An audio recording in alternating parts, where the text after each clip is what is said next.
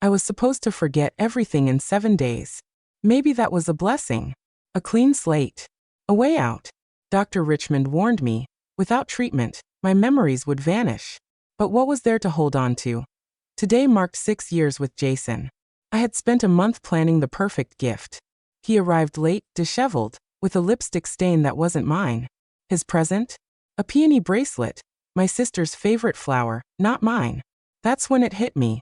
I wasn't the woman in his heart anymore. 3 months ago, I introduced him to Raven. Since then, she had slowly replaced me, stealing his attention, his affections, and now his future. When I ended things, he exploded. The man I thought I loved turned cruel, defensive, and desperate to rewrite reality. But I saw him clearly now, for the liar he was, for the coward who used my illness to erase his guilt. So I chose to let go. Of him. Of the pain. Of the memories. Let the clock tick. Let the past fade. Because sometimes forgetting isn't losing, it's finally being free.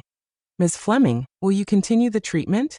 If you will, don't forget to collect your medicine. Ms. Fleming, your condition is quite serious. It will only deteriorate if you don't treat it. Don't give up. If you do, you'll forget everything in 7 days.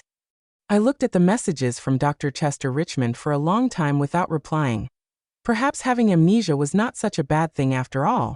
I could not recall anything worth remembering in my entire life.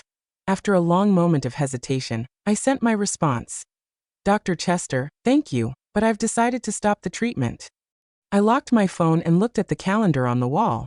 It was the 6th anniversary of my boyfriend and I being together. I started preparing his gift a month ago. A tie was too common. Leather shoes were too insincere. Ultimately, I bought him an expensive handmade watch with my personal savings. My boyfriend, Jason Gregg, worked in one of the Forbes 500 companies. He constantly met and worked with wealthy people, so he had to look the part. I did not want him to get involved with my amnesia, so I thought of breaking up with him in person. Jason was late to the restaurant. After a long time, I saw him frantically running over to me. Rachel, I'm sorry. I had to work late. I noticed how disheveled he looked. There was a lipstick stain on the inner side of his collar.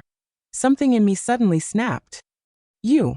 Before I could continue, Jason wiped the sweat off his forehead and handed me a box. He smiled gently and said, "This is for you. Thank you for being with me for the past 6 years." I looked at the gift he handed to me in a daze.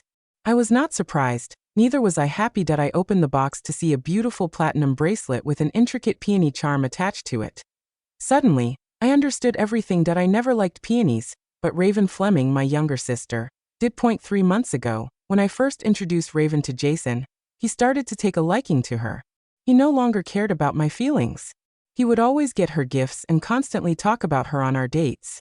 When Raven was there, he often left me behind, happily chatting with her. Since when did he start to have a change of heart? I was silent for a long time. Jason nervously asked, "What is it? Don't you like it?" I smiled at him bitterly and said icily, "Jason, we're done." Jason was stunned. He looked at me incredulously before springing up on his feet in anger. He snapped, "What the hell do you mean? What is it right now? You were the one who kept complaining about how no one cared about you or how no one remembered the important days in your life. You were the one who asked me to spend our anniversary together. What? So, you're sick of it already? I should have listened to your sister. I shouldn't have spent so much effort preparing a surprise for you. No wonder your family likes your sister better. You're no match to her." He panted slightly and placed his glass down on the table hard. I looked at Jason in disbelief. It turned out that he was no different than all the other violent men when he got angry. I said softly, "Jason, so your surprise is to give me a gift that Raven likes?" He was taken aback. He suddenly looked at me with a complex gaze before looking away suspiciously. He stuttered, "So you're breaking up with me because you don't like the gift? If you don't like it, just tell me. Why beat around the bush?" He shiftily took the box back and placed it in his bag. "I'll give you another gift. I'll pretend that the breakup never happened. You're not young anymore. Don't joke around with your future." Looking at Jason covering up his mistakes, my heart slowly sank. On the day that I decided to give up treatment, I was still worried that he would get upset that I would be losing my memories. I wanted to be honest with him. I wanted to wish him all the happiness in the world. It turned out that Jason did not even care how oddly I acted for the past few days. All he had on his mind was my sister, whom he had barely known for 3 months. Why would I even bother caring about someone like him?